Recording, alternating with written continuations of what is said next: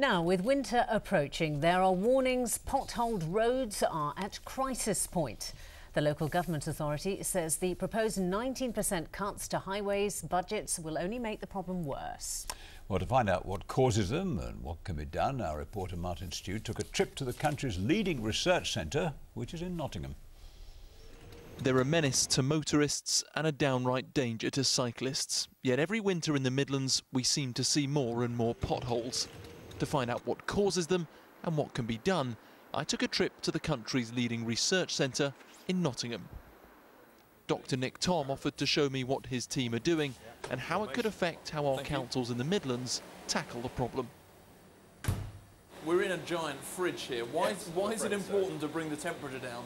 Well, temperature has a tremendous effect on asphalt. We know from experience that potholes, cracking generally happens more in the winter. That's partly because of the extra water that tends to be hanging about, but it's also partly because the asphalt becomes more brittle in the winter. So part of the testing that we're doing here is applying water to the experiment, and we're just seeing what the effect of that is. And we do see that when we put water into the asphalt, it does cause a fracturing, a breaking up of the material much more readily, as you would expect. And that breaking up, that's what leads to potholes? That's what leads to potholes, yes. It may not look exciting, but it is important. There are 20,000 miles of roads which need to be maintained in the Midlands. The Asphalt Industry Alliance says they've been badly neglected. The Midlands is as bad as anywhere else in the country, really. An existing backlog of work of about 7 or 8 years, totalling about £45 million. That's what local authority engineers tell us they need to do the work they need done today.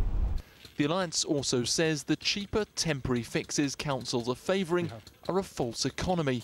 Research in Nottingham shows they don't last as long and can end up costing 20 times as much as a permanent fix.